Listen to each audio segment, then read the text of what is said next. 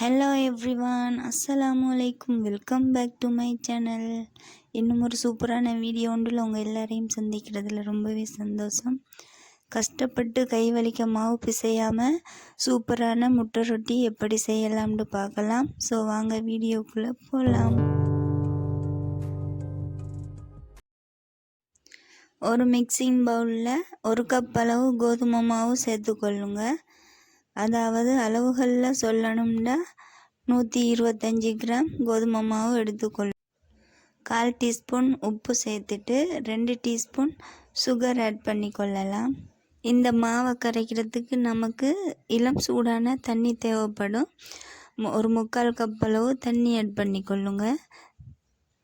எப்போவுமே மாவை கரைச்சி எடுக்கும்போது ஒரே தடவையில் தண்ணியை போட்டுடாமல் கொஞ்சம் கொஞ்சமாக தண்ணி ஊற்றி கரைச்சி எடுத்துக்கொள்ளுங்க.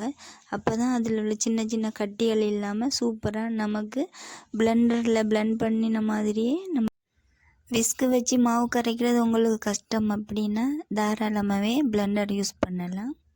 பாருங்கள், ஃபைனலாக இந்த கன்சிஸ்டன்சியில் இந்த மாவு இருக்கணும். இது கூட 1 டேபிள் ஸ்பூன் ஆயில் இல்லைன்னா மெல்ட் பண்ணின பட்டர் சேர்த்துக்கொள்ளலாம்.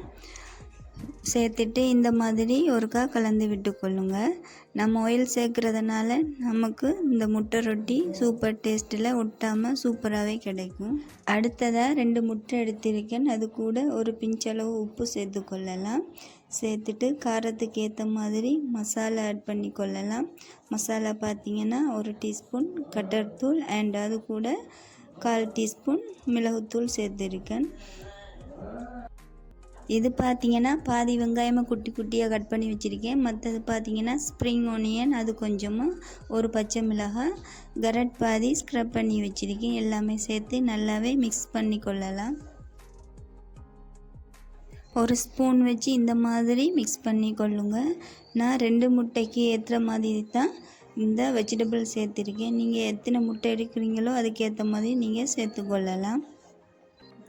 அடுத்ததாக ஒரு பேனில் 1 கரண்டி மாவு எடுத்து இதே மாதிரி தோசை மாதிரி நாம் இந்த ரொட்டியை சுட்டு எடுத்துக்கொள்ளலாம்.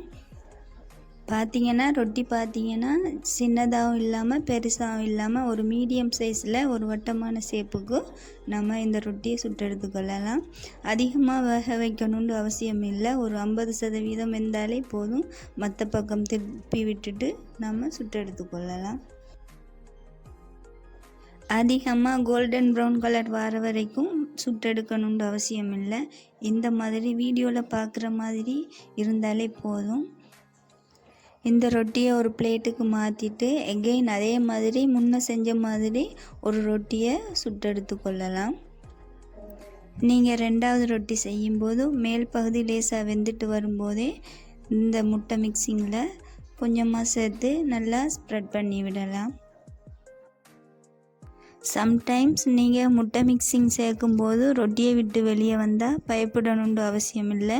நம்ம 2வது ரொட்டி மேலால் கவர் பண்ணும்போது அதை சேஃபாக்கி விடலாம். இந்த மாதிரி முட்டை மிக்சிங் சேர்த்ததுக்கப்புறமா நாம் முதல்ல சுட்டு வச்சுருந்த ரொட்டியை மேலால் கவர் பண்ணிவிட்டு இந்த மாதிரி செஞ்சு கொள்ளுங்க. முட்டை மிக்சிங் சேர்த்து முட்டை வெந்ததுக்கப்புறமா இந்த மாதிரி சேர்த்துடக்கூடாது. நான் வீடியோவில் பார்க்குற மாதிரி முட்டையை சேர்த்ததுக்கப்புறமா இந்த மாதிரி மேலால் ரொட்டியை வச்சு கவர் பண்ணிடுங்க. அப்போ தான் நல்லாவே செட் ஆகி வரும்.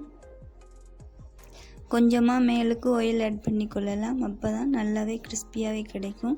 அடுத்ததாக மற்ற பக்கம் திருப்பி விட்டு நல்லாவே சுட்டெடுத்து கொள்ளலாம். 2 பக்கமும் திருப்பி போட்டு சுட்டெடுத்து கொள்ளுங்க. முக்கியமாக அடுப்பு லோ ஃப்ளேமில் வச்சு சுட்டெடுத்து கொள்ளுங்க. ஹை ஃப்ளேமில் வச்சிடக்கூடாது. பாருங்கள், இந்த மாதிரி சுட்டெடுத்து கொள்ளுங்க. எகெயின் அதே மாதிரி நான் இன்னொரு தடவை செஞ்சு காட்டுறேன் பாருங்கள். ஒரு கரண்டி மாவு எடுத்து இந்த மாதிரி ஒரு ரொட்டி சுட்டு எடுத்து கொள்ளலாம். சுட்டு எடுத்துட்டு ஒரு 50% வெந்ததுக்கப்புறமா 2வது தடவை ஒரு கரண்டி மாவு ஆட் பண்ணி ரொட்டியை சுட்டு எடுத்து கொள்ளுங்க. ரொட்டி லேசாக வெந்துட்டு வரும்போது முட்டை மிக்சிங் சேர்த்து நல்லா ஸ்ப்ரெட் பண்ணி விடுங்க. அதுக்கப்புறமா நம்ம ஃபஸ்ட்டுக்கு சுட்டு வச்சுருந்த ரொட்டியை மேலால் சேர்த்துட்டு 2 பக்கமும் திருப்பி போட்டு நல்லா வேக வச்சு எடுத்துக்கொள்ளுங்க. ஸோ அவ்வளவு தான், முட்டை ரொட்டி ரெடி ஆகிட்டு. நீங்கள் ஒரு பிகினராக இருந்தால் கூட ரொம்ப ஈஸியாக போகிற குழந்தைகளுக்கு டிஃபன் பாக்ஸில் இந்த மாதிரி செஞ்சு கொடுங்க, ரொம்பவே விரும்பி சாப்பிடுவாங்க. நாம் பிரேக்ஃபாஸ்ட்டுக்கு இல்லைன்னா டின்னருக்கு கூட இந்த முட்டை ரொட்டி செஞ்சு சாப்பிடலாம், அவ்வளோ சூப்பராக இருக்கும். நீங்களும் ஒரு முறை ட்ரை பண்ணி பார்த்துட்டு உங்களோட ஃபீட்பேக்கை கமெண்டில் சொல்லுங்கள்.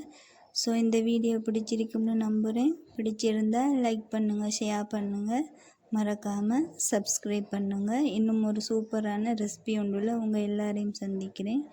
தேங்க்ஸ் ஃபார் வாட்சிங்.